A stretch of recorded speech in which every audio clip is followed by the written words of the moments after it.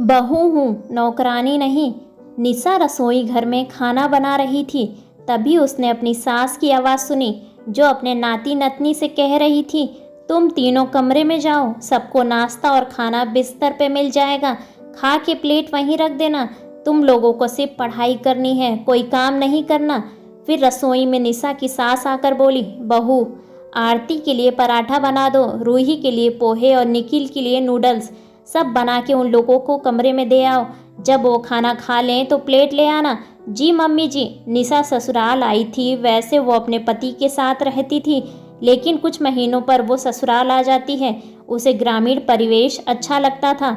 शुरू से वो शहर में पली बड़ी थी, इसलिए शहरी भागम भाग से उसे चिढ़ होती थी। गांव उसे आकर्षित करता था। गांव में उसके सास ससुर रहते थे। नंद की शादी पास के ही गांव में हुई थी। वैसे तो नंद की शादी को बहुत साल हो गए थे, लेकिन नंद महीने में 20 दिन मायके में ही रहती थी। 3 बच्चे थे उनके। बड़ी बेटी आरती 16 साल की, रूही 14 साल की और सबसे छोटा बेटा निखिल 11 साल का था। जब भी निशा ससुराल आती, उसकी नंद अपने बच्चों समेत आ जाती।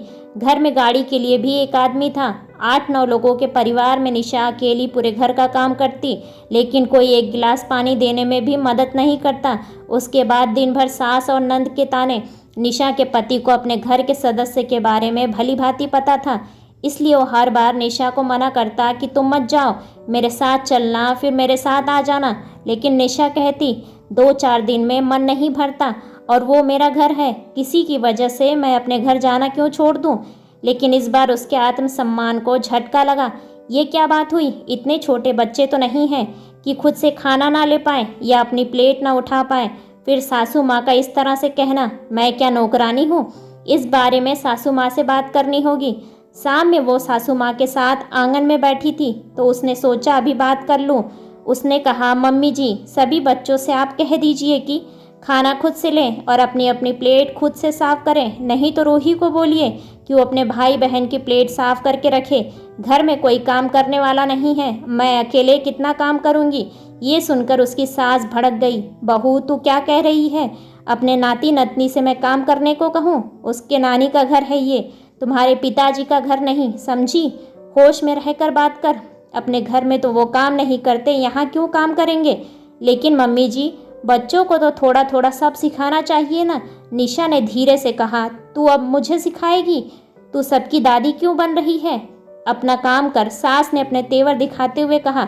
निशा थोड़ा धीरे लेकिन कठोर स्वर में बोली, ठीक है मम्मी जी, आपको जैसा रहना है रहिए, लेकिन मैं आपके घर की बहू हूँ, नौकरानी नहीं। जितने काम मुझसे होंगे उतने ही करूँगी, किसी के पीछे नहीं लगूंगी। ना ही सबके लिए अलग अलग नाश्ता खाना बनाऊंगी। एक ही तरह का नाश्ता बनेगा, जिसको खाना है वो खाएगा, वरना अपने से बनाए। ये मेरा भी घर है, इसलिए मेरा क्या काम है मुझे बताने की ज़रूरत नहीं है। सास अपना सा मुँह लेके उसको देखती रह गई। ऐसे ही बेहतरीन कहानियों को सुनने के लिए वीडियो को लाइक और चैनल को सब्सक्राइब करें और अपने विचार कमेंट्स बॉक्स में कमेंट्स करके हमें ज़रूर बताएं। धन्यवाद।